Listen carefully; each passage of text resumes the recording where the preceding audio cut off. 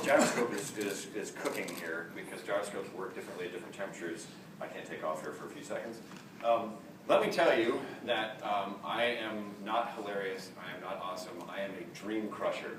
I am here to crush your dreams. If you are here and you have your credit card out and you've got your smart device and you're like, hell yes, get me to the internet, I'm buying that thing right now, stop.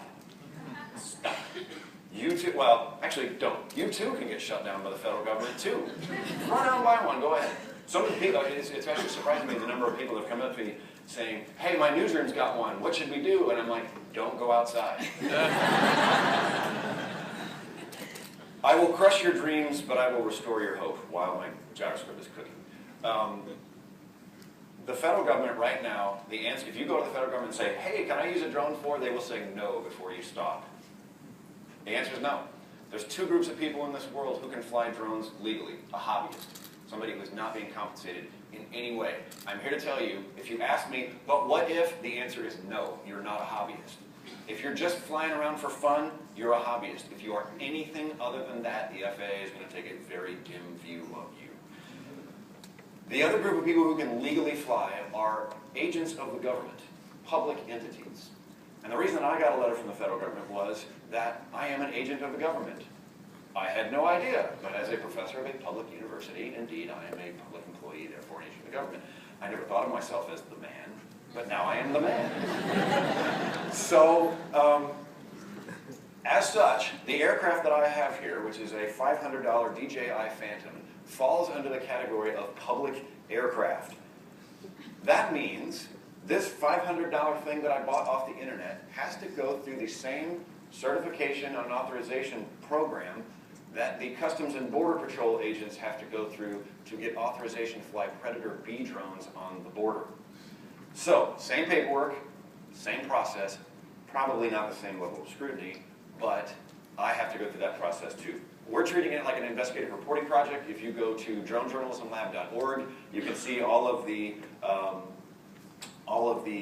posts that we've made. The latest one is that we have put all of our permitting documents, the stuff that we're telling the FAA we're going to do, we put it on GitHub.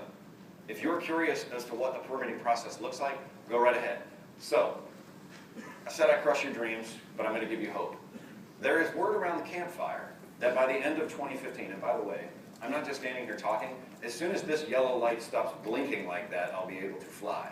So I'll stand here so you can see it too. When it stops doing it, wave your hands, do something. There's word around the campfire, around the drone campfire, yes, there's a drone campfire. Word around the campfire is that by the end of this year or the beginning of next year, the FAA is going to propose new rules for small UASs, things like this. Now the FAA defines small UAS as 55 pounds or less. This thing weighs with the camera, with the battery in it, maybe 3 pounds. 55 pounds is enormous. So, they are going to propose new rules for that. We are going to find out what they are. We have no real clue what they are. The federal regulatory process will go into place. It's going to be about a year, but maybe by the end of 2014, early 2015, it will be legal to use these small UAS systems as a commercial entity, e.g. newsrooms, to fly around and take pictures. You too can have your own flying robot with a camera, and it will be totally legal. So Matt, while that's warming up, can we just quickly, what would be the kinds of projects other than, like what would a newsroom do with this thing? So the thing that we got shut down, but the thing that we got in trouble for was we went on and did a story about drought.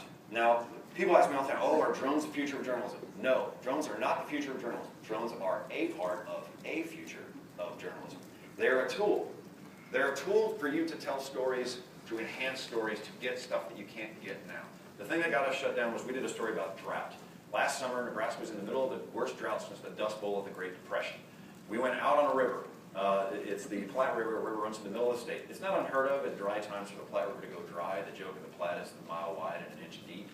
But last summer, it went dry for the entire summer for an unusually long period of time. And why is this taking so long? Let's do this, because I want to make sure we got one more thing to get through. While that's still warming up, while that's warming up, let me just talk to you guys quickly about implications, and then we'll switch back.